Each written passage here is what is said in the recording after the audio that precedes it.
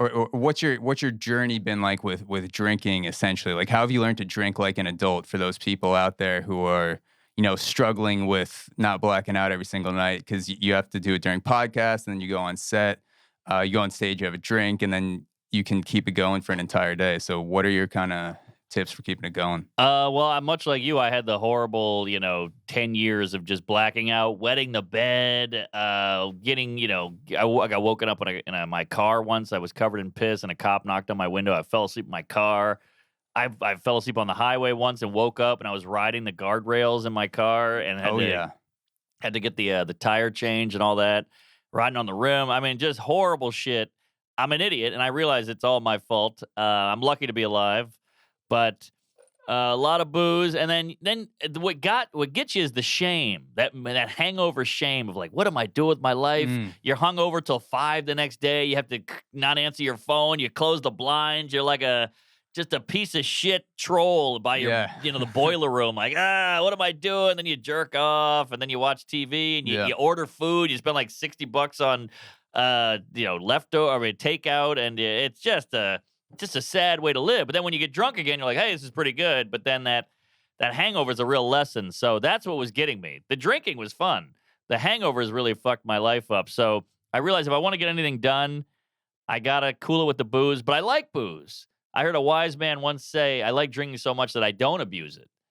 And I was like, that's good. And it's like the addiction ruins the drug. Yes. Yeah, it's a beautiful thing, the booze. I mean, it's a reason why it's so popular. You just got to keep it cool. It's like a cupcake. You can't eat 18 cupcakes a day, but you have a cupcake once a week. Yeah, that's kind of the realization that I had with booze is that I was making my life miserable with the hangovers and with getting too drunk, because there's a point where I was getting so fucked up, especially, first year out of college, end of college, where I wasn't even enjoying myself anymore. I was just like, I need to get home. Yep. At this point, I can't even jerk off. I got to wait till the next day, too drunk for that even. And then nothing comes out. Exactly. So it's just like, your dick is like breathing. Dust. Yeah.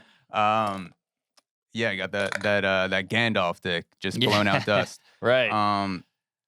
And then I started to think about alcohol and really drugs in general. For me personally, how can I use alcohol to enhance whatever it is that I'm doing? Because I wanted to make my experience better. So for podcasts or going out, like I'll think about it a little bit before, where I'll say, okay, podcasts probably gonna feel good with 1 or 2 drinks. Then I got to keep this going. If I'm going out at night, how can I make alcohol a net positive in my life? Now that this sounds like the opposite of an AA meeting, where I'm just like talking about the positivity of bringing alcohol into your life. There are goods to it. But it's everything is so all or nothing with drugs, where it's like you want to, don't do this, or this is okay, and that fluctuates every few years. And there's so much gray area where you can, have a drink or two, or do whatever, and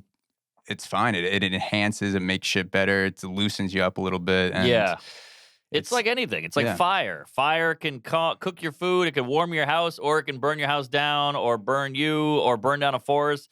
Or water. Water, you need water to live. You got to drink water. Water is good for cleaning and whatever, but there could also be a flood. It's like everything's got its ups and downs. So booze is the same way. And some people just get it out of their life completely, which I get it, and I think that's good for a lot of people, but I can't do that.